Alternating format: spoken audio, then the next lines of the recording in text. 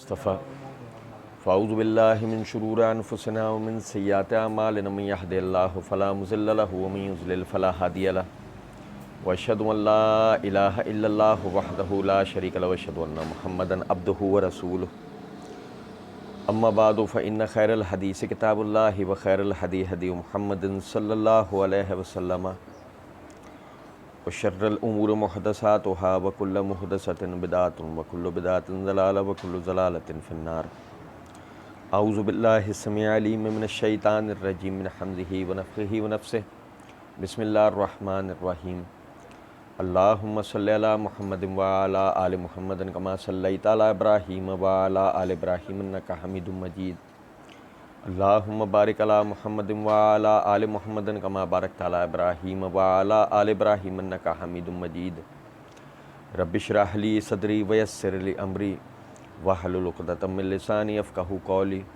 رب زدنی علما فاقیموا الصلاۃ وآتوا الزکاۃ وارکعوا مع الراکعین وقال اللہ تعالی ان الصلاۃ کانت علی المؤمنین کتابا موقوتا۔ اللہ رب العزت کے فضل و کرم سے معرفت الصلاۃ کے عنوان پر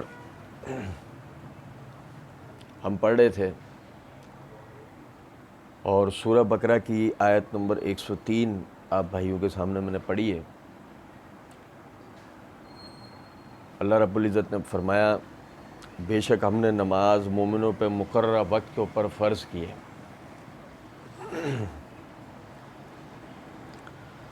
یہ میرے ہاتھ میں صحیح بخاری ہے، اس کی جلد نمبر 1 کا صفحہ نمبر 272 اور 273 ہے۔ امام بخاری رحمۃ اللہ علیہ نے کتاب الصلاۃ کی ابتدا کے اندر پہلے ہی باب جو قائم کیا ہے کیف فرضت الصلاۃ فی الاسراء، اس کے تحت یہ حدیث نمبر ہے 340، طویل حدیث ہے اور مشہور واقعہ ہے، ہم سب بھائیوں کے علم میں کہ نبی صلی اللہ علیہ وسلم اللہ رب العزت نے آپ کو معراج کی رات یعنی لیلۃ الاسراء جس کو کہا جاتا ہے اپنے پاس بلوایا اور کائنات کے بہت سارے ایسے اسرار و رموز آپ پر منکشف کیے کہ جن کے ذریعے سے آپ صلی اللہ علیہ وسلم آخری نبی ہوتے ہوئے قیامت تک آنے والے اپنے امتیوں کے لیے ایسی رہنمائیاں اور ایسی وضاحتیں اور ایسی ہدایات چھوڑ کر جائیں کہ جو ان کے لیے دنیا اور آخرت میں معاون ثابت ہوں، ان کی شخصی تربیت کی، ان کی ایک عبودی تربیت کے لیے۔ اب اسی کے اندر انس بن مالک رضی اللہ تعالیٰ عنہ وہ فرماتے ہیں کہ نبی صلی اللہ علیہ وسلم نے یعنی واقعہ بیان کرتے ہوئے کہ معراج والے دن کیا کیا ہوا تھا، ففرض اللہ عز وجل علی امتی 50 صلاۃً، پس فرض کیا اللہ رب العزت نے میری امت کے اوپر 50 نمازوں کو، کتنی؟ 50 نمازوں کو فرض کیا۔ قال فرجی الی ربک فإن امتک لا تطیق، وہ کہتے ہیں کہ میں جو ہے وہ پلٹ کر آیا، موسیٰ علیہ السلام سے میری واپسی میں ملاقات ہوئی تو انہوں نے مجھ سے کہا آپ اپنے رب کی طرف لوٹ جائیے، بس آپ کی جو امت ہے لا تطیق، اس کو اس کی طاقت نہیں ہے، 50 نمازیں پڑھنے کی اس کے اندر طاقت نہیں ہے۔ فوضع شطرہا فرجعت الی موسیٰ، قلت وضع شطرہا، اس میں ایک حصہ کم کر دیا گیا تو میں واپس لوٹا موسیٰ علیہ السلام کی طرف، تو موسیٰ علیہ السلام سے میں نے کہا ایک حصہ کم کر دیا گیا، فقال رجع ربک فإن امتک لا تطیق ذلک، آپ دوبارہ اپنے رب کی طرف لوٹ کر جائیے، آپ کی امت اس کی بھی طاقت نہیں رکھتی۔ فرجعت فوضع شطرہا فرجعت الیہ فقال ارجع الی ربک فإن امتک لا تطیق ذلک، کہ پھر میں لوٹ کے گیا, پھر ایک حصہ کم ہو گیا, پھر میں واپس آیا, پھر میں نے بتایا کہ ایک حصہ کم کر دیا گیا. وہی موسیٰ علیہ السلام نے بات دہرائی کہ آپ واپس جائیے, آپ کی امت اس کی طاقت نہیں رکھتی. فقالا یعنی کہ یہ فراجیتہ, پس میں واپس گیا. فقالا ہی خمسن وہی خمسون, تو مجھے کہا, میں جب واپس گیا تو مجھے اللہ کی طرف سے یہ کہا گیا پس اب یہ 5 ہیں, اب یہ 5 ہیں. وہی خمسون, اور یہی 50 ہیں, یعنی یہ 5 ہیں اور یہ 50 کے برابر ہیں. لا یبدل القول لدیہ, ہمارا قول کسی کے لیے بدلتا نہیں. اچھا, تفصیل کا یہ موقع نہیں ہے, انشاءاللہ نماز کی جو رکعتوں کی حوالے سے ہم انشاءاللہ پڑھیں گے تو وہاں آپ حیران رہ جائیں گے کہ فجر سے لے کے عشاء تک یہ 50 نمازیں ان 5 میں آ گئی ہیں. فجر سے لے کے عشاء تک کی جو رکعتیں ہیں نا, یہ 50 نمازیں ان یعنی کہ 5 نمازوں کے اندر آ گئی ہیں. تو بات وہ واقعی ثابت ہوتی ہے کہ اللہ کی بات بدلتی نہیں ہے. فرجعت الی موسیٰ فقال راجع ربک, میں لوٹ کر موسیٰ علیہ السلام کے پاس آیا. موسیٰ علیہ السلام نے کہا آپ اپنے رب کی طرف دوبارہ جائیے. فقلت استحییت من ربی, میں نے کہا اب مجھے اپنے رب کے پاس جاتے ہوئے حیا آتی. اللہ نے کیا کہا, 5 ہیں لیکن وہی 50 کے برابر ہیں, کیوں ہماری بات بدلتی نہیں ہے. تو وہ پتہ یہ لگتا ہے کہ وہ جو 50 تھی نا, 50 وہ 50 اوقات میں تھی. وقت کی جمع اوقات, وہ یعنی 50 نمازیں 50 اوقات میں تھیں پورے دن کے. 24 گھنٹے کی جو یہ مسافت ہے ہمارے دن کی مقدار ہے, اس مقدار کے اندر وہ نمازیں تھیں. اب سوچیں ذرا اس بات کو کہ اگر 50 نمازیں 50 اوقات میں رکھی گئی ہوتی ہیں, نہیں اس طرح بھی اگر ہم تصور کر لیں کہ ایک وقت کے اندر 2 نمازیں رکھ دی گئی ہوتی تب بھی 25 اوقات, یا یعنی کہ 1 گھنٹے کا نصف, دن کے 1 گھنٹے کا نصف, یعنی ہر آدھے گھنٹے کے اندر آپ کو نماز پڑھنی ہے. اور اگر یہ ایسے بھی ہوتا ہے کہ ایک وقت میں 3, تو اب آپ اس کو 24 گھنٹوں میں تقسیم کر لیں کہ یعنی آپ نے اس کو 15 سے 20 منٹ کے اندر نماز دوبارہ پڑھنی ہے. ہر 15 سے 20 منٹ میں نماز, ہر 15 سے 20 منٹ میں آپ نے نماز پڑھنے کھڑے ہو جانا. یہاں تک کہ اللہ رب العزت نے آپ پر مہربانی کرتے ہوئے, ہم پر مہربانی کرتے ہوئے وہ 50 نمازوں کو 50 ہی رہنے دیا ہے, لیکن وہ 50 5 وقتوں میں آ گئی ہیں. میں نے ابھی عرض کیا آپ سے کہ ہم جب اس رکعتوں کی تعداد پڑھیں گے تو انشاءاللہ وہاں یہ پوری تفصیل آپ کے سامنے آ جائے گی, ہم آپ حیران رہ جائیں گے انشاءاللہ. تو یہ 5 نمازیں بن گئیں. اب تھوڑا سا غور کریں کہ حج جو ہے, حج کا ایک مقررہ وقت ہے. قربانی ہم کریں گے انشاءاللہ, مہینہ ہم پر آ گیا ہے, ہم قربانی کریں گے 10 ذی الحج پر. کیا ایسا ہو سکتا ہے کہ رات کو سہولت دیکھتے ہوئے رات کو قربانی کر لیں, صبح نماز پڑھنے چلے جائیں؟ ایسا ہو سکتا ہے کہ بھائی فجر کی نماز پڑھ لی, کسائی کھڑا ہوا فجر کی نماز کے بعد, یہ کسائی ہم نے ایک ساتھ نماز پڑھ لی فجر کی, بھائی گرا دو, نماز میں جتنے ٹائم ہے اتنی دیر میں ذبح ہو جائے گی, گوشت ووشت بن جائے گا, جتنے ٹکڑے ہو جائیں گے, گوشت ووشت بنتا رہے گا, عید کی نماز پڑھ کے آ جائیں گے. ایسا ہو سکتا ہے؟ حج کا مقررہ وقت ہے, قربانی کا مقررہ وقت ہے. سحری ہے, صبح 10-11 بجے اٹھ کے کر لو.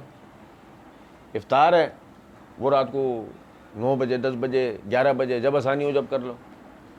ہو سکتا ہے؟ سحری کا ایک وقت مقرر ہے, افطار کا ایک وقت مقرر ہے. تو سمجھیں ذرا اس بات کو کہ جو نماز ہے اس کا وقت مقرر ہے. جب نماز کا وقت مقرر ہے تو اس کے مقررہ وقت سے ہٹا کر اس کو پڑھنا, یوں سمجھ لیجئے کہ آپ بالکل وہ کرنا چاہ رہے ہیں کہ حج کو آپ اس سے مقررہ وقت سے ہٹا کے کر لیں, روزے کو اس کے مقررہ وقت سے ہٹا کے کھول لیں. رہے گا اس کا اجر و ثواب؟ نہیں رہے گا. ہاں لیکن پھر آپ نے اپنا فریضہ ادا کرنا ہے. نہیں سمجھے؟ اللہ رب العزت نے ہم پر مہربانی کیا کی ہے؟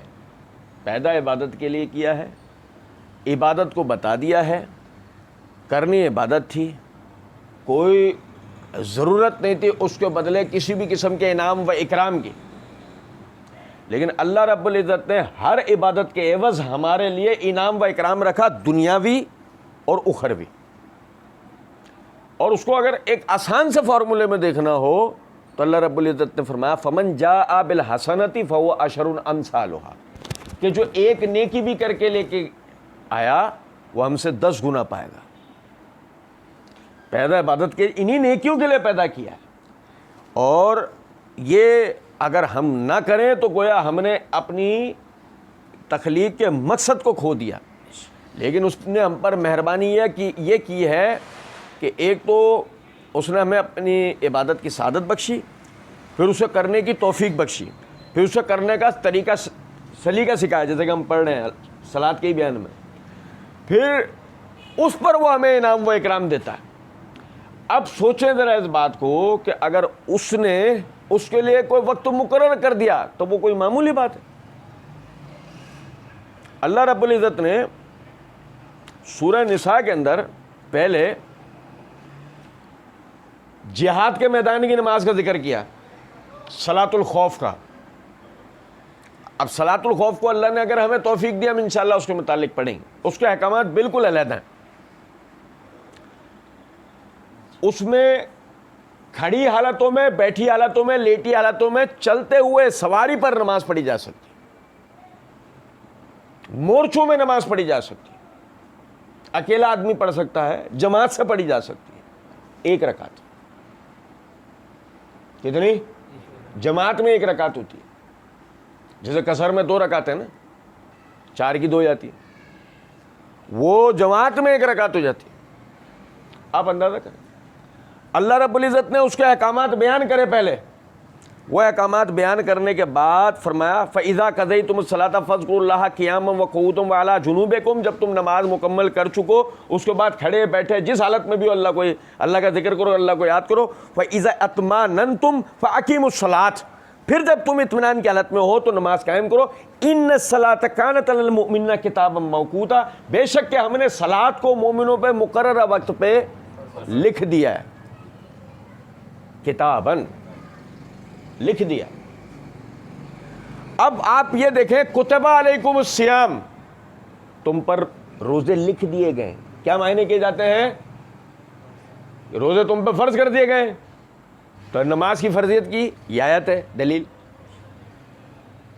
نماز کی فرضیت کی آیت دلیل ہے، لیکن اس کی فرضیت کس طرح ہے؟ کتابا موقوتا، مقررہ وقت پہ فرض ہے، مقررہ وقت پہ فرض ہے، بعد اس کے قضا ہے۔ فَإِذَا قَضَيْتُمُ الصَّلَاةَ، پڑھا نا ہم نے آیت ابتدائی حصہ کیا ہے؟ فَإِذَا قَضَيْتُمُ الصَّلَاةَ، مقررہ وقت پہ فرض ہے اور اس مقررہ وقت پہ اس کو پڑھنا ہے۔ اب آپ سمجھیں ذرا، یہ میرے ہاتھ میں تفسیر قرطبی ہے، اس کی جلد نمبر 3 کا صفحہ نمبر 369 ہے۔ امام قرطبی رحمۃ اللہ علیہ اس آیت کی تفسیر کرتے ہوئے فرماتے ہیں ان الصلاۃ کانت علی المؤمنین کتابا موقوتا۔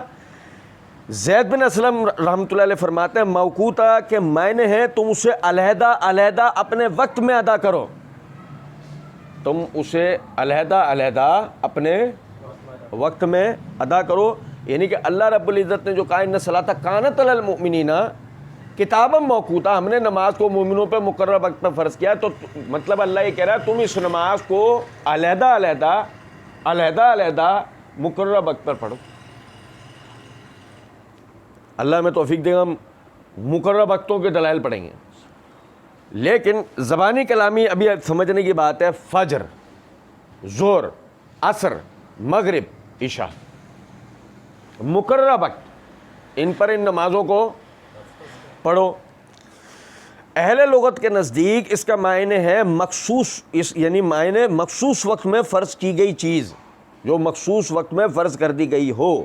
کہا جاتا ہے وقت ہی فہو موقوت و وقت ہی فہو مؤقت، یعنی یہ بعینی زید بن اسلم کے قول کے مطابق لغت کا یہ طریقہ ہے، یعنی وقت پر کسی کام کو کرنا، اور فرمایا کتاباً مصدر مذکر ہے، اسی وجہ سے فرمایا موقوتاً۔ بہرحال یہاں میرا عرض کرنے کا مقصد اس بات سے یہ تھا کہ آپ یہ دیکھیں اللہ رب العزت نے صلاۃ واحد کو، صلاۃ واحد لفظ ہے، صلات کو علیحدہ علیحدہ مومنوں پہ مقررہ وقت پر فرض کر دیا. اب فجر کو جان بوجھ کر آپ ظہر میں نہیں لا سکتے, ظہر کو جان بوجھ کر آپ عصر میں نہیں لے آ سکتے, عصر کو جان بوجھ کر آپ مغرب میں نہیں لے آ سکتے, اور مغرب کو جان بوجھ کر آپ عشاء میں نہیں لے آ سکتے.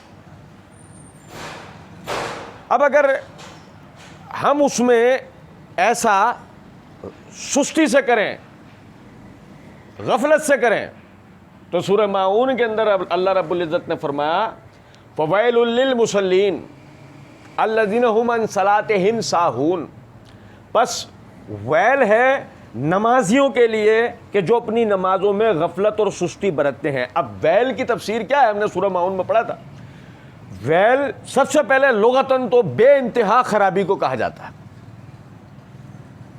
بے انتہا, جس کا صرف ہلکا سا اگر ٹریلر آپ کو دیکھنا ہے تو صحیح بخاری میں عصر کے بیان, عصر کے وقت کا بیان جہاں آتا ہے کتاب الصلاۃ میں, امام بخاری رحمۃ اللہ علیہ وہاں پر یہ حدیث لے کے آئے ہیں, اور عصر کی نماز کی فضیلت و اہمیت جس باب کے تحت بتانی ہے وہ وہاں اس حدیث کو لے کے آئے ہیں کہ نبی صلی اللہ علیہ وسلم نے فرمایا جس شخص نے عصر کی نماز چھوڑ دی گویا اس کے مال و اہل و عیال برباد ہو گئے. یہ صرف ایک ٹریلر ہے فویل للمصلین کا, یہ ایک ہلکا سا ٹریلر ہے. یہ اس کا ویل کے معنی کیا ہیں, اور اگر ویل کو اصطلاحاً دیکھا جائے تو حدیث کے اندر نبی صلی اللہ علیہ وسلم نے فرمایا ویل جہنم کی سب سے نچلی وادی ہے, جہاں جہنمی تمام درجات کے لوگوں کو جو عذاب دیا جاتا ہے ان کا خون, پیپ, پسینہ, پیشاب وہ سب جو ہے نا بہہ کے گر کے ویل میں آتا ہے نیچے. ویل میں موجود ہر آدمی اس کے اندر ہوتا ہے, اس پیشاب, پیپ, خون اس کے اندر. تو اللہ نے فرمایا فویل للمصلین, نمازیوں کے لیے کیا ہے ویل. یہ نمازی کون ہے, الذین هم عن صلاتهم ساہون, یہ وہ نمازی ہیں جو اپنی نمازوں میں غفلت برتتے ہیں. وہ غفلت کسی بھی قسم کی ہو سکتی ہے, وہ غفلت طریقے کی ہو سکتی ہے, وہ غفلت اذکار کو پڑھنے کی ہو سکتی ہے, وہ غفلت رکعتوں کو نہ جاننے کی ہو سکتی ہے, وہ سنت کے مطابق نماز نہ پڑھنے کی ہو سکتی ہے, وہ اپنے وقت سے ہٹانے کی ہو سکتی ہے, وہ نماز چھوڑ دینے کی ہو سکتی ہے. تو بہت ساری ہے. اچھا دیکھیں کہ مطلب ہم نے اس عنوان کے تحت کہ ہم نماز کیوں پڑھتے ہیں, میں توجہ دلاؤں گا بھائیوں کو کہ ایک مرتبہ آج پھر جا کے گھروں پہ آپ وہ درس سنیں. ہم نے اس میں پڑھا کہ اللہ رب العزت کی جس توحید کے ہم دعوے دار ہیں, یعنی اللہ رب العزت کی جس توحید کے ماننے والے ہیں کہ اللہ کی ذات, اس کی صفات میں کوئی کسی طرح بھی اس کا شریک نہیں ہے, اسی طرح اس کی عبادت میں کوئی اس کا شریک نہیں ہے. لیکن سوال یہ پیدا ہوتا ہے کون سی عبادت جو آپ بجا نہیں لا رہے, وہ کہ جو آپ بجا ہی نہیں رہے, جو آپ کر ہی نہیں رہے, وہ عبادت نہیں سمجھے بھائی. وہ عبادت آپ کر کے دکھاؤ گے تو سب سے پہلے آپ اس بات کا یعنی کہ عملی اقرار ثابت کرو گے نا کہ ہاں صرف اللہ ہی کی عبادت ہے. اور جب وقت پہ تو آپ نے ثابت کر دیا کہ دیکھو کتنی پابندی کے ساتھ, اتنی پابندی سے وقت پہ کھانا نہیں کھا رہا, اتنی پابندی سے سو نہیں رہا, اتنی پابندی سے کہیں آ جا نہیں رہا, جتنی پابندی سے اپنے رب کی عبادت کے لیے کھڑا ہو رہا ہے. تو واقعی ثابت کر دیا اس نے یہ اللہ کا ماننے والا, واقعی اللہ کا ماننے والا. اچھا پھر دیکھیں, یہ میرے ہاتھ میں صحیح بخاری ہے, اس کی جلد نمبر 1 کا صفحہ نمبر 363 ہے. امام بخاری رحمۃ اللہ علیہ نے باب قائم کیا باب فضل الصلاۃ لوقتہا, نماز کو اس کے وقت پہ پڑھنے کی فضیلت کا بیان. آپ یقین کریں اس حدیث میں اگر ایسا کوئی لفظ ہوتا تو امام بخاری یہاں فضیلت کا باب قائم نہیں کرتے بلکہ فرضیت کا باب قائم کرتے. اس میں لفظ نہیں تھا لغتاً ایسا. حدیث نمبر 500 ہے, ٹھیک ہے نا, ابو عمرو سعد بن ایاس الشیبانی رحمۃ اللہ علیہ جو کہ عبداللہ ابن مسعود رضی اللہ عنہ کے شاگرد ہیں، وہ کہتے ہیں ہم سے اس گھر والے نے بیان کیا، ہم سے اس گھر والے نے بیان کیا، اور اشارہ تھا عبداللہ ابن مسعود رضی اللہ عنہ کے گھر کی طرف، کہا کہ نبی اکرم صلی اللہ علیہ وسلم سے پوچھا گیا کہ کون سا کام اللہ تعالیٰ کو بہت پسند ہے. سنیں ذرا بات کو. دعا مانگی امام صاحب نے، اے اللہ ہمیں اپنے پسندیدہ بندوں میں سے کر لے. امام صاحب نے دعا کی ہے، ہم نے اس کے اوپر بڑے جذباتی انداز کے اندر کہا آمین، اللہ ہمیں اپنے پسندیدہ بندوں میں سے کر لے. تو پسندیدہ بندوں میں سے اللہ نے کرنے کے لیے وہ امور اتار دیے کہ جن کے ذریعے آپ اللہ کی نظر میں پسندیدہ بنو. آپ خود بننا نہیں چاہ رہے، آمین بڑی جلدی بول دیا آپ نے. نہیں سمجھے بات کو؟ دیکھیں وہ کہتے ہیں کہ میں نے نبی صلی اللہ علیہ وسلم سے پوچھا کون سا کام اللہ تعالیٰ کو بہت پسند ہے. آپ صلی اللہ علیہ وسلم نے پہلی بات کیا فرمائی ہے؟ الصلاۃ علی وقتہا، نماز کو، نماز واحد. دیکھو میں یہ نماز واحد جو کہتا ہوں نا، اس کو یہاں ذہن میں فٹ کرو. آج وقت ملا تو آج، نہیں تو اگلے درس تک. یہ بہت کام آنے والی بات ہم انشاءاللہ پڑھیں گے. مرزا انجینئر نے جو شیعہ کا جو مسلک ہے، شیعہ کا جو طریقہ ہے، دو نمازوں کو اکٹھی کر کے پڑھنا. ظہرین میں ظہر اور عصر کو، مغربین کے نام سے مغرب اور عشاء کو اکٹھی پڑھنا ہے. ظہر کو ظہر کے وقت میں، عصر کو عصر میں نہیں، مغرب کو مغرب کے وقت میں، عشاء کو عشاء میں نہیں، علیحدہ علیحدہ نہیں. مرزا چونکہ انہی کو پروموٹ کرتا ہے تو یہ وجہ اس نے اس مسئلے کی باقاعدہ اس نے تشہیر کی ہے، اور یہ کہا ہے کہ یہ اہل سنت کی یعنی کتابوں میں یہ مسئلہ ذکر ہے، چھپاتے ہیں، بیان نہیں کرتے. ہم انشاءاللہ نماز کو وقت پہ پڑھنے کا عنوان اس کی تکمیل کریں گے ہی مرزا کے جواب سے. یعنی انشاءاللہ مرزا کے جو باتیں نا اس کے بھی جوابات انشاءاللہ دیں گے. آج وقت ملا تو آج وقت نہیں ملا تو اگلا جو درس ہوگا انشاءاللہ اس میں لائیو انشاءاللہ اس کا جواب ہوگا، اور اس کو کلیئر کر دیں گے بالکل. اسے سمجھیں. قال الصلاۃ علی وقتہا، صلاۃ واحد، علی وقتہا وقت واحد. ہا کی ضمیر واحد بتاتی ہے کہ وقت میں ہا واحد کی ضمیر بتاتی ہے. علی وقتہا، اس کے وقت میں. الصلاۃ علی وقتہا. اللہ کے نزدیک پسندیدہ عمل کیا ہے؟ کہ نماز کو وقت پہ پڑھنا. قال ثم ایو، قال ثم بر الوالدین. اس کے بعد کون سا فرمایا؟ والدین کے ساتھ نیک سلوک کرنا. قال ثم ایو، پھر اس کے بعد کون سا؟ قال الجہاد فی سبیل اللہ، ہے اللہ کے راستے میں جہاد کرنا. نماز کو وقت پہ پڑھنا، اس کے بعد والدین کے ساتھ نیک سلوک کرنا، اس کے بعد اللہ کے راستے میں جہاد کرنا. اللہ کے نزدیک یہ پسندیدہ امور ہے. اے اللہ مجھے اپنا پسندیدہ بندہ بنا لے. نماز وقت میں نہیں پڑھنا، والدین کے ساتھ نیک سلوک نہیں کرنا، جہاد اللہ کے راستے میں نہیں کرنا، اور کہنا اللہ مجھے اپنا پسندیدہ بندہ بنا لے. آمین. پھر دیکھیں اسی طرح امام بخاری رحمۃ اللہ علیہ، انہوں نے کتاب مواقیت الصلاۃ کے اندر، بلکہ اسی کے بعد اگلے باب کے تحت پہلے، الصلاۃ الخمس کفارۃ للخطایا اذا صلاہن لوقتہن فی الجماعۃ وغیرہا. یہ امام بخاری رحمۃ اللہ علیہ نے کیا باب کہیں گے آپ ذرا سنیں. صاحب کرامت آدمی ہیں. پانچوں نمازیں کفارہ ہیں بندے کے گناہوں کے لیے، جبکہ وہ ان کو پڑھے ان کے وقت پر جماعت کے ساتھ. او غیرہا، یا اس کے علاوہ. یا اس کے علاوہ کا مطلب کیا ہے؟ آدمی کو بعض مرتبہ شرعی عذر سے جماعت نہیں مل پاتی، لیکن نماز نہیں مل پائے، یہ کیسے ہو سکتا ہے؟ بھئی شرعی عذر سے جماعت نہ مل پائے یہ تو ممکن ہے. سورج جب تک طلوع ہو رہا ہے، غروب ہو رہا ہے، یہ تو ناممکن ہے کہ نماز نہیں مل پائی. نہیں سمجھو؟ جس دن سورج بجھا دیا جائے اس دن یہ بحث ہو سکتی ہے کہ مجھے نماز نہیں مل پائی. تو امام بخاری رحمۃ اللہ علیہ نے باب کیا قائم کیا؟ الصلاۃ الخمس کفارۃ للخطایا اذا صلاہن لوقتہن فی الجماعۃ وغیرہ. نماز گناہوں کا کفارہ ہے، نماز گناہوں سے کفارہ ہے جبکہ اس کو پڑھی جائے اس کے وقت میں جماعت کے ساتھ یا اس کے علاوہ. وہ جماعت کے مسائل میں ہم جماعت کا پڑھیں گے انشاءاللہ۔ حدیث نمبر 501 ابو ہریرہ رضی اللہ تعالیٰ عنہ نے فرمایا کہ نبی اکرم صلی اللہ علیہ وسلم فرماتے ہیں کہ مجھے بتاؤ، اگر تم میں سے کسی کے دروازے کے سامنے سے نہر بہتی ہو، پانی کی نہر بہتی ہو، وہ ہر روز اس میں 5 مرتبہ نہایا کرے، 5 مرتبہ نہایا کرے، تم کیا سمجھتے ہو کہ 5 بار نہانے کے نتیجے میں اس کے بدن پر کچھ میل کچیل باقی رہے گا؟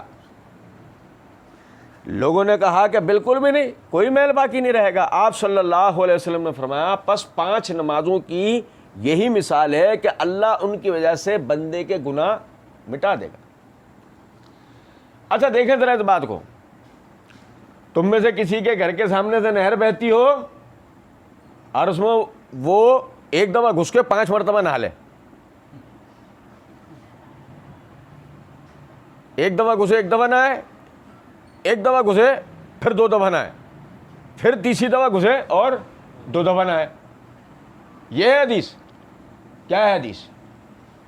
نہر بہتی ہو اور وہ اس میں 5 مرتبہ نہائے، دن میں 5 مرتبہ نہائے، کیا اس جسم پہ کوئی میل کچیل رہے گا؟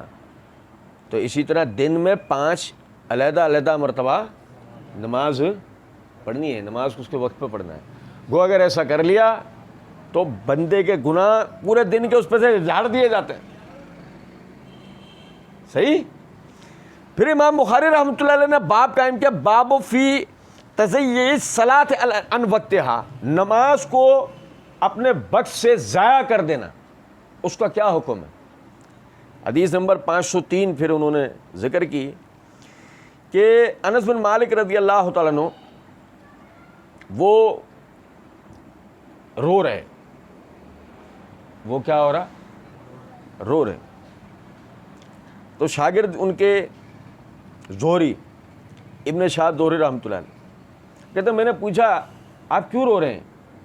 تو انہوں نے کہا کہ میں نے جو چیزیں نبی صلی اللہ علیہ وسلم کے زمانے میں دیکھی ان میں سے اب کوئی چیز میں تم لوگوں میں نہیں دیکھ رہا ہوں، یہاں تک کہ تم نے نماز کو برباد کر دیا ہے، تم نے نماز کو برباد کر دیا ہے۔ ابو داؤد کے اندر وضاحت ہے نماز کو برباد کرنے کی، وہ وقت سے مؤخر کر کے پڑھ رہے ہیں، جو اس کا اصل وقت ہے اس اصل وقت میں نماز نہیں پڑھ رہے بلکہ وقت سے مؤخر کر کے پڑھ رہے ہیں، تو کیا پتہ لگا؟ نماز کا وقت ہو گیا، نماز کو اس کے وقت میں پڑھ لینا ہے۔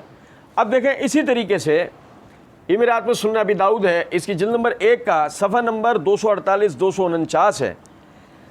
امام ابو داؤد نے باب قائم کیا، باب المحافظۃ علی الصلوات۔ غور طلب نکتہ ہے، ہم نے پہلے بھی پڑھا دوبارہ پڑھیں گے۔ اللہ رب العزت نے فرمایا حافظ علی الصلوات، حکم دیا ہے نمازوں کی حفاظت کرو۔ نمازوں کی حفاظت کرو کا مطلب کیا ہے؟ ان الصلاۃ کانت علی المؤمنین کتابا موقوتا، بے شک ہم نے نماز کو مومنوں پہ مقررہ وقت پہ فرض کیا ہے۔ تو محافظت کیا ہے؟ ان نمازوں کو ان کے مقررہ وقت میں پڑھنا۔ اب امام ابو داؤد نے باب یہ قائم نہیں کیا نماز وقت پر ہے، امام ابو داؤد نے باب یہ قائم کیا، باب المحافظۃ علی الصلوات، نمازوں کو اپنے وقت پہ ان کی حفاظت کرنا۔ صحیح ہے؟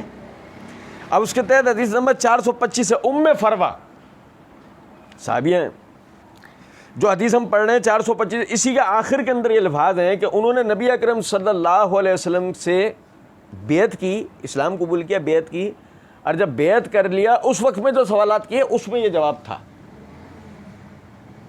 ام فروہ کہتی ہیں کہ نبی اکرم صلی اللہ علیہ وسلم سے کسی نے دریافت کیا کہ اعمال میں، دین کے اعمال میں کون سا عمل اولا اور افضل ہے؟ کون ہے؟ عورت۔ یہ کون ہے؟ یہ عورت ہے۔ مردوں کا مسئلہ ہم پڑھ رہے تھے، عورتوں کے اپنے مسائل ہیں۔ عورتوں کا سب سے بڑا مسئلہ پتہ ہے کیا؟ گود کا بچہ پیشاب کر دیتا ہے، کپڑے ناپاک ہو گئے۔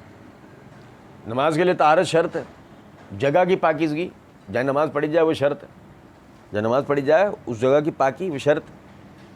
چھوٹا گھر ہے، فلیٹ ہے مثال، 1 کمرے 2 کمرے، بچہ ہر جگہ پیشاب کرتا پھر رہا، ایک بات۔ عورتوں کے اپنے مسائل ہیں، پھر عورت کے بھی پاکی ناپاکی کے مسائل ہیں۔ دیکھیں ذرا سمجھیں، مرد کے مسائل سارے اللہ کے پیدا کرتا ہے، اور عورتوں کے مسائل سارے کس کے پیدا کرتا ہے؟ اللہ کے. ایسے ہی ہے نا. اللہ رب العزت نے مردوں کے لیے بتا دیا ہے، یعنی کہ حدیث ہم نے وہ پڑھی، اب آگے بھی پڑھنا ہے. یہ مسلمان ہوئی ہیں، پوچھا گیا کون سا عمل سب سے افضل و اولیٰ ہے؟ آپ صلی اللہ علیہ وسلم نے فرمایا الصلاۃ فی اول وقتہا، نماز اپنے اول وقت پہ. اللہ کے نزدیک سب سے اولیٰ اور افضل عمل کیا ہے اسلام کا؟ الصلاۃ فی اول وقتہا، نماز کو اس کے اول وقت پہ پڑھ لو.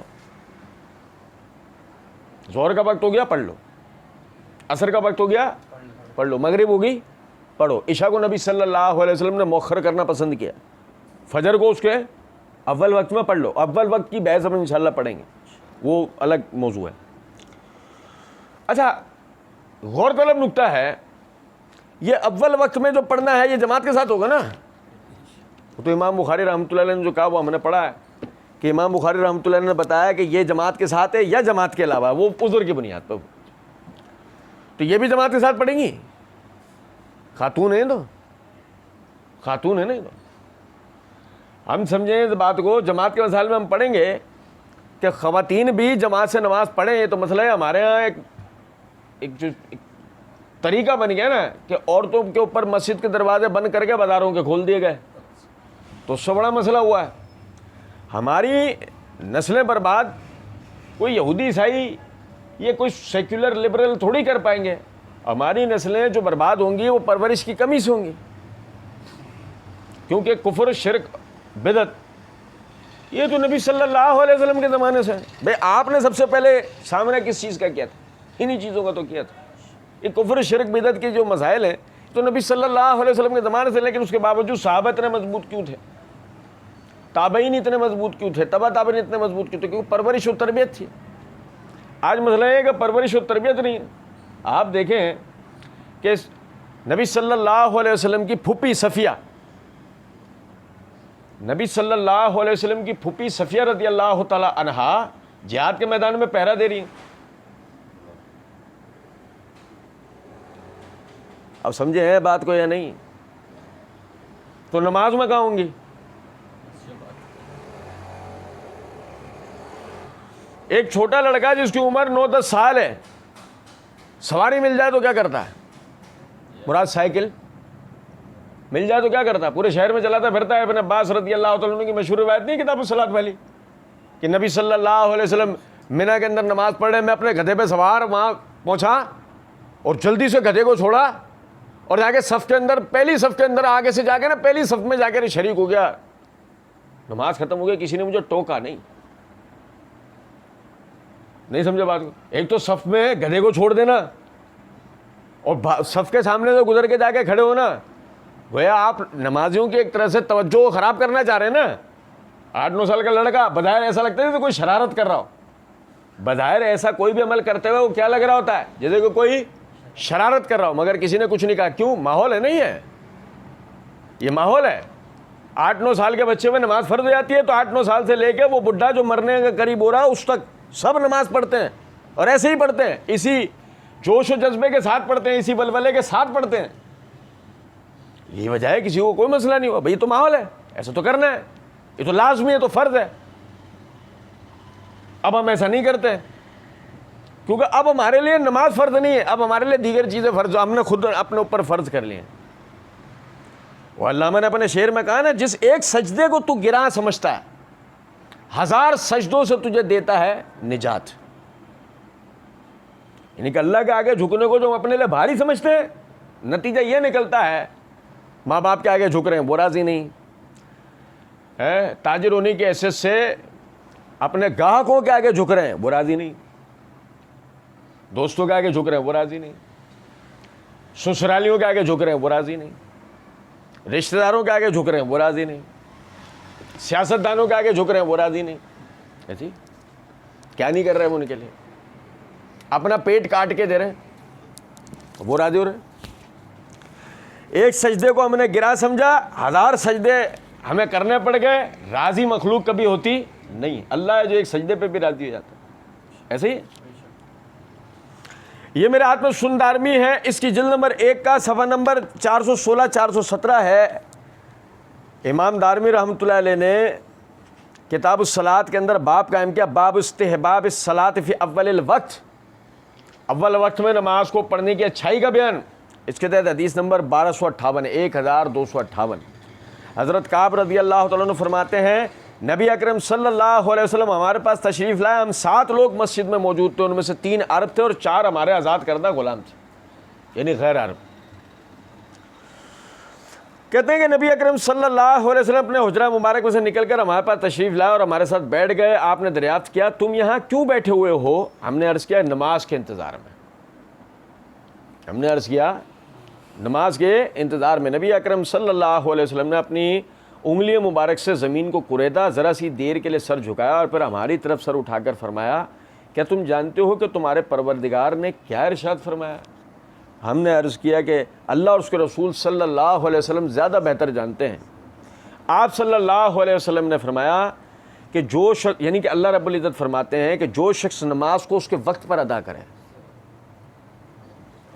بھائی جان جو شخص من صلی الصلاۃ لوقتہا، جو نماز کو پڑھے اس کے وقت کے اوپر، اور فاقام حدہا، اس کی حدود کا خیال رکھے، اس کے آداب کا، نماز کا طریقہ جو ہم نے پڑھا اس کا خیال رکھے، میں اسے جنت میں داخل کروں گا، میں اسے۔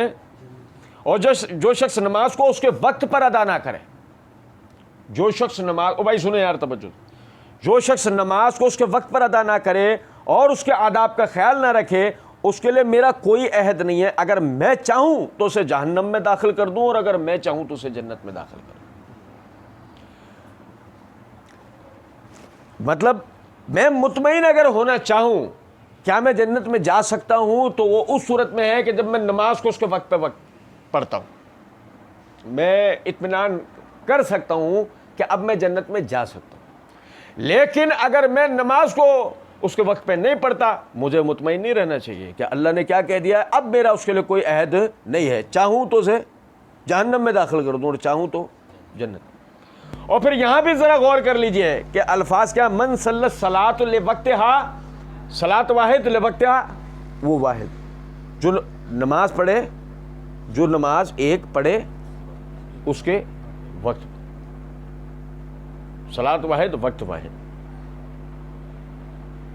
ہر نماز اس کو اپنے وقت پر فرض و لازمی ہے، ٹھیک۔ اچھا دیکھیں پھر یہ میرے ہاتھ میں صحیح مسلم ہے، اس کی جلد نمبر 2 کا صفحہ نمبر 274 ہے۔ امام نووی رحمۃ اللہ علیہ نے اس حدیث کے اوپر باب، کتاب المساجد میں اس حدیث کے اوپر باب قائم کیا، باب کراہت تاخیر الصلاۃ عن وقتہا، وقت سے ہٹا کر نماز پڑھنے کی کراہیت کا بیان، یعنی کہ یہ مکروہ عمل ہے دین میں۔ اس کے تحت حدیث نمبر 1364 ہے۔ ابو ذر رضی اللہ تعالیٰ، ابو ذر غفاری رضی اللہ تعالیٰ عنہ وہ فرماتے ہیں کہ نبی اکرم صلی اللہ علیہ وسلم نے فرمایا تم پر ایسے حاکم مسلط ہو جائیں گے جو نمازوں کو وقت سے مؤخر کر کے پڑھیں گے، جو نماز کو اس کے وقت سے مؤخر کر کے پڑھیں گے، یا فرمایا کہ نماز کے وقت کو ختم کر کے پڑھیں گے۔ ایک تو ہے نماز جو ابھی ہم نے پڑھا نا، اللہ کے نزدیک افضل ترین عمل کیا ہے، نماز کو اس کے مقررہ اول وقت پہ پڑھنا۔ ایک عشاء کی نماز کو نبی صلی اللہ علیہ وسلم تاخیر کرنا پسند کرتے تھے، ہم پڑھیں گے انشاءاللہ۔ نماز کو اس کے وقت میں اول حصے پر پڑھ لینا، یہ اللہ کے نزدیک افضل ترین بات ہے، یہی حکم ہے۔ فرمایا وہ نماز کو مؤخر کر کے پڑھیں گے تو تم اس وقت کیا کرو گے؟ نبی صلی اللہ علیہ وسلم نے کہا تم اس وقت کیا کرو گے؟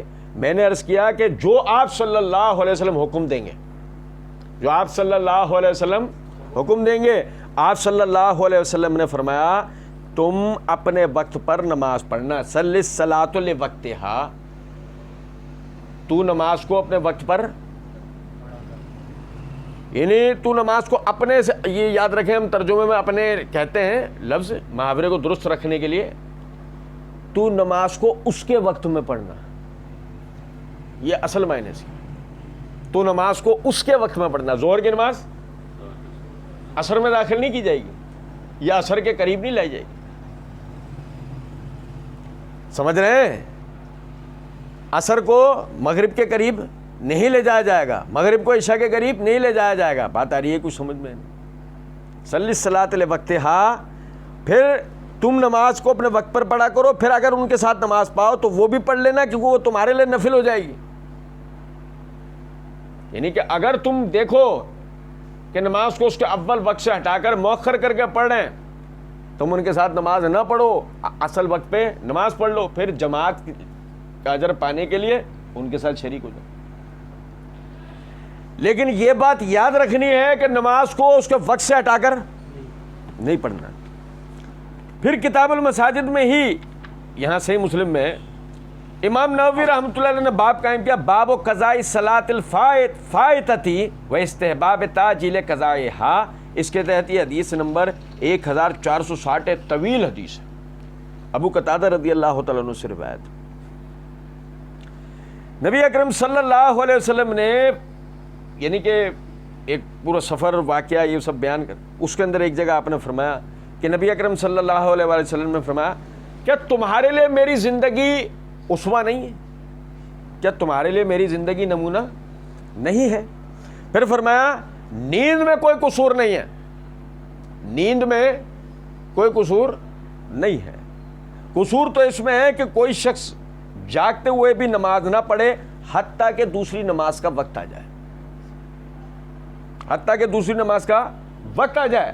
جس کسی کو یہ صورت پیش آئے وہ بیدار ہونے کے بعد نماز پڑھ لے اور دوسرے دن سے اپنے وقت پر نماز پڑھا کرے.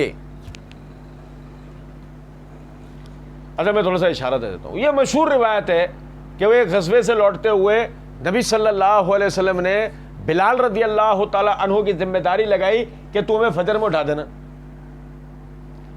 اچھا بلال رضی اللہ تعالیٰ عنہ سو گئے, ان کی بھی آنکھ اللہ نے ان کو سلا دیا.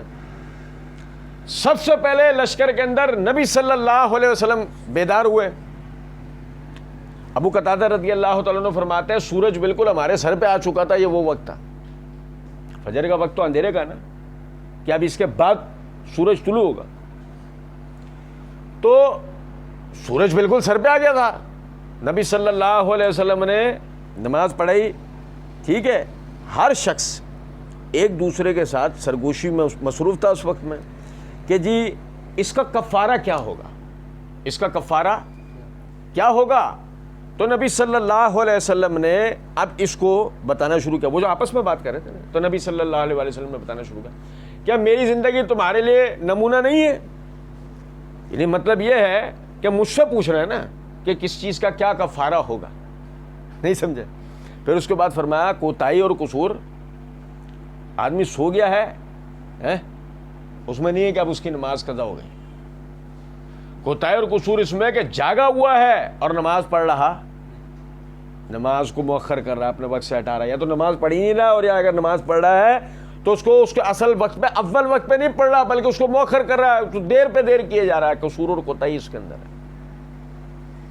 تو اس چیز سے بچنا ہے. تاکید فرمائی گئی کہ اگر سو گیا ہے تو اٹھ کے پڑھ لے, اور اگلے دن سے ترتیب کیا بنائے, اگلے دن سے ترتیب یہ بنائے کہ نمازوں کو ان کے اپنے وقت پر پڑھا کرے. اچھا جی, پھر یہ دیکھیں, یہ میرے ہاتھ میں مصنف ابن ابی شیبہ ہے, اس کی جلد نمبر 2 کا صفحہ نمبر 205 ہے. امام ابو بکر بن ابی شیبہ نے باب قائم کیا, من قال افضل الصلاۃ لمیقاتھا, اس شخص کے بیان میں جو کہتا ہے نماز کی فضیلت اس کے وقت کے اندر ہے, نماز کی فضیلت اس کے وقت میں ہے. اس کے تحت حدیث نمبر 3228 ہے. محمد بن سیرین رحمۃ اللہ علیہ وہ کہتے ہیں نبئت ان ابا بکر و عمر کانا یعلمان الناس, میں تجھے بتاؤں کہ ابو بکر و عمر لوگوں کو تعلیم دیا کرتے تھے, تعبد اللہ, اللہ کی عبادت کرو, ولا تشرک بہ شیئا, اس کے ساتھ کسی کو شریک نہیں کرو, وتقیم الصلاۃ التی افترض اللہ لمواقیتھا, اور نمازوں کو قائم کرو جن کو اللہ نے تم پر ان کے وقتوں میں فرض کیا, جن کو اللہ نے تم پر ان نمازوں کے وقتوں میں فرض کیا ہے. ان صلاۃ پڑھا نا ہم نے، ان صلاۃ کانت علی المؤمنین کتابا موقوتا، نماز علیحدہ علیحدہ وقتوں میں ہم پر اللہ رب العزت نے فرض کی ہے.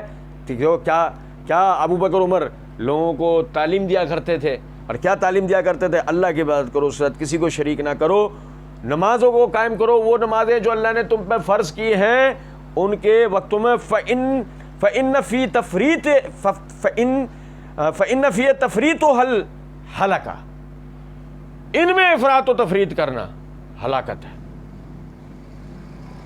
نمازوں میں افراط و تفریط کرنا کیا ہے؟ ہلاکت ہے. یا تو پڑھنا ہی نہیں، یا پڑھنا تو مؤخر کر کے پڑھنا، دو نمازوں کو بے وجہ اکٹھی پڑھنا. کچھ بات آ رہی ہے سمجھ میں یا نہیں؟ پھر حدیث نمبر 3231 ہے. جعفر بن برقان رحمۃ اللہ علیہ کہتے ہیں کتب علینا عمر بن عبدالعزیز رحمۃ اللہ علیہ نے ہماری طرف لکھا، اما بعد فإن عزت دین، اللہ کی حمد و ثنا لکھنے کے بعد انہوں نے کہا اما بعد عزت اسلام میں ہے. عزت طاقت غلبہ کس میں ہے؟ مسلمان ہوتے ہوئے ہیں یہ چیزیں. اس کے علاوہ پھر ضلالت و رسوائی ہے اسلام کو چھوڑ کے. وقوام الاسلام الایمان باللہ، اسلام کے ستون کیا ہیں؟ اللہ پر ایمان لانا، و اقام الصلاۃ، نماز قائم کرنا، و ایتاء الزکات، زکات ادا کرنا. فصل الصلاۃ لوقتہا، نمازوں میں ان کے وقتوں کے درمیان میں فصل کرنا، ایک ہر نماز اپنے وقت پہ پڑھنا. وحافظ علیہا، اور ان کی محافظت کرنا. فجر کو فجر کے وقت میں، ظہر کو ظہر کے وقت میں، عصر کو عصر کے وقت میں، مغرب کو مغرب کے وقت میں، عشاء کو عشاء کے وقت میں. عز الاسلام، یہ اسلام کی عزت، اس میں عزت. نماز کو ضائع کرو گے ہم ضائع کریں گے، ہم ضائع ہو جائیں گے. نمازوں کو ان کے وقت سے ہٹا کے پڑھیں گے ہم ضائع ہو جائیں گے. لیکن نمازوں کو ان کے وقت میں پڑھیں گے اللہ رب العزت ہمیں عزت عطا کرے گا. سنیں ذرا بات. اچھا پھر اسی طرح یہ میرے ہاتھ میں مصنف عبد الرزاق ہے، اس کی جلد نمبر 2 کا صفحہ نمبر 364 ہے. امام عبد الرزاق رحمۃ اللہ علیہ نے کتاب الصلاۃ میں باب قائم کیا، من نسی صلاۃ الحضر والجمع بین الصلاتین فی السفر. اس کے تحت حدیث نمبر 4434 ہے. ابو العالیہ الرحائی رحمۃ اللہ علیہ وہ کہتے ہیں کہ عمر رضی اللہ تعالیٰ عنہ نے ابو موسیٰ اشعری رضی اللہ تعالیٰ عنہ کو خط لکھا، اور اس میں لکھا وعلم ان جمعا بین الصلاتین من القبائر الا من عذر. یار یہ سنو، یہ بہت توجہ طلب بات ہے، تفصیل تو انشاءاللہ مرزا انجینئر کے جواب میں آئے گی اب اگلے درس میں. وعلم ان جمعا بین الصلاتین من القبائر، وہ کہتے ہیں کہ جان لے نمازوں کو، دو نمازوں کو جمع کرنا کبیرہ گناہوں میں سے ہے، الا من عذر، سوائے کہ تجھے کوئی عذر ہو. بغیر کسی عذر کے دو نمازوں کو اکٹھا کرنا کبیرہ گناہوں میں سے ہے. عمر رضی اللہ تعالیٰ عنہ نے ابو موسیٰ اشعری رضی اللہ تعالیٰ عنہ کو خط لکھ کر یہ بات کہی ہے، یہ سمجھ لو. عمر رضی اللہ تعالیٰ عنہ نے اپنی طرف سے کہا ہوگا، گناہ ثواب کی بات تو اللہ کے رسول بتاتے ہیں نا. ابھی یہ گناہ ثواب کی جو باتیں ہیں یہ تو اللہ کے رسول بتاتے ہیں نا بھائی. تو سمجھے ذرا اس بات کو. اب اگر کوئی آدمی بغیر کسی شرعی عذر کے نمازوں کو جمع کرتا ہوگا، کبیرہ گناہ کا ارتکاب کرے گا. یہ میرے ہاتھ میں مصنف ابن ابی شیبہ ہے، اسی جلد نمبر 3 کا صفحہ نمبر 505 ہے. امام ابو بکر بن ابی شیبہ نے کتاب الصلاۃ کے اندر باب قائم کیا، من کرے حل جمع بین الصلاتین، وہ شخص کہ جو دو نمازوں کو اکٹھی کرنا مکروہ جانتا ہے.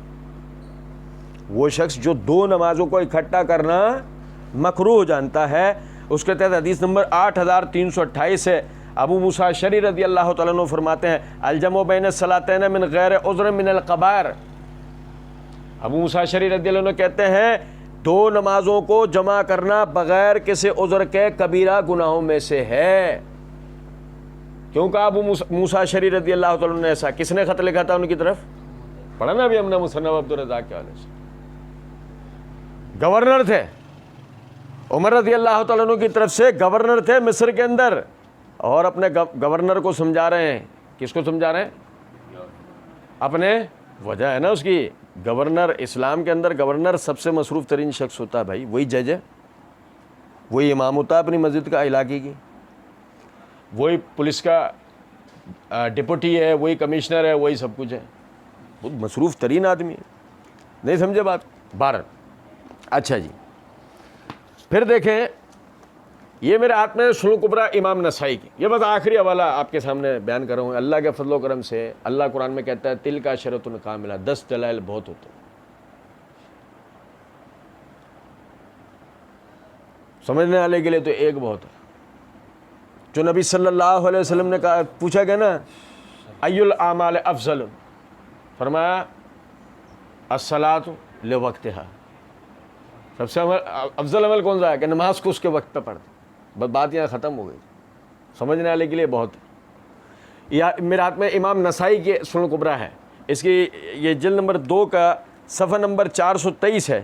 کتاب الحج کے اندر امام نسائی رحمۃ اللہ علیہ نے باب قائم کیا ہے الجمع بین الظہر والعصر بعرفہ، عرفے میں ظہر اور عصر کو جمع کرنے کا بیان. اس کے تحت حدیث نمبر 4005 ہے. عبداللہ ابن مسعود رضی اللہ تعالیٰ عنہ فرماتے ہیں کان رسول اللہ صلی اللہ علیہ وسلم یصلی الصلاۃ لوقتہا الا بجمع و عرفات، کہ نبی اکرم صلی اللہ علیہ وسلم نماز کو عرفات کے میدان کے علاوہ کہیں بھی 2 نمازوں کو اکٹھا نہیں کرتے تھے. اور یار یہ سمجھ لو یار، یہ مضبوط ترین بات ہے یار، یہ آگے بڑی کام آنے والی ہے، زندگی بھر کام آنے والی بات. عبداللہ ابن مسعود رضی اللہ عنہ کہتے ہیں کہ نبی اکرم صلی اللہ علیہ وسلم نے کبھی بھی نمازوں کو جمع نہیں کیا سوائے عرفات کے. اور بھائی سمجھے ہیں، کوئی چوٹ کر آ کے آج کہے کہ وہ جو ابن عباس رضی اللہ تعالیٰ پڑھیں گے انشاءاللہ اگلا درس، بس اسی یعنی اگلا جو مرزا کے جواب میں وہ یہی حدیث کے اوپر ساری بات کہ نبی اکرم صلی اللہ علیہ وسلم نے مدینے کے اندر بغیر کسی عذر کے، بغیر کسی سفر کے، بغیر کسی بارش کے، بغیر کسی خوف کے ہمیں 2 نمازیں اکٹھی کر کے پڑھائیں. کوئی چوٹ کر کہے، یہ دیکھو نا، ان سے پوچھا گیا کہ ایسا آپ نے کیوں کیا کہ میری امت کو تنگی نہ ہو، تو اس کا مطلب یہ تو طریقہ ہے نا، 2 نمازیں ملائی جا سکتی ہیں، بس انہیں عادت نہ بنایا جائے. پڑھیں گے ہم انشاءاللہ. اب سوال یہ پیدا ہوتا ہے کہ جب یہ عمل ہوا، عبداللہ ابن مسعود رضی اللہ عنہ کو پتہ نہیں لگا؟ عمر رضی اللہ عنہ جو کہہ رہے ہیں کہ بغیر کسی شرع عذر جو 2 نمازیں اکٹھی کرے کبیرہ گناہ کا ارتکاب کرے گا، انہیں نہیں پتہ لگا؟ اگر یہ نمازیں اکٹھی کرنے کا تھا تو یہ ابو موسیٰ اشعری رضی اللہ عنہ کو پتہ نہیں لگا؟ یہ سارے صحابہ جن کے ہم نے روایات ابھی پڑھی ہیں، ان سب کو نہیں پتہ لگا. اور چھوڑے اس بات کو، کہاں لے کے جائیں گے آپ اس آیت کو کہ اللہ کہہ رہا ہے ان الصلاۃ، صلاۃ واحد کانت علی المؤمنین کتابا موقوتا، ہم نے نماز واحد کو مقررہ وقت پہ فرض کیا. تو 2 نماز ایک وقت میں پڑھ رہا. سمجھے؟ تو تفصیل تو آئے گی انشاءاللہ، بہت اللہ کے فضل و کرم سے زبردست طریقے سے ہم پڑھیں گے. لیکن کیا کہہ رہے ہیں عبداللہ ابن مسعود کان رسول اللہ صلی اللہ علیہ وسلم یصلی الصلاۃ لوقتہا الا بجمع و عرفات، کہ نبی صلی اللہ علیہ وسلم 2 نمازیں، یعنی کہ آپ نے کبھی نمازوں کا جمع نہیں کیا سوائے عرفات کے میدان میں. تو پتہ یہ لگا نمازیں صرف سفر کے اندر اکٹھی کی جا سکتی ہیں، وہ بھی شرعی ضرورت کے تحت، کہ ہمیں مسجد نہیں ملے گی یا نماز کا وقت نکل جائے گا. اس کے علاوہ 2 نمازیں جمع کر کے پڑھنا یہ کسی صورت بھی صحیح نہیں ہے. نماز کو اس کے وقت پہ ادا کیا جائے، سب سے افضل وہ، اور اس کے وقت میں بھی اول وقت پر جو ہے نا اس کو ادا کرنا چاہیے. اللہ رب العزت سمجھنے اور عمل کرنے کی توفیق دے. وما علینا الا البلاغ.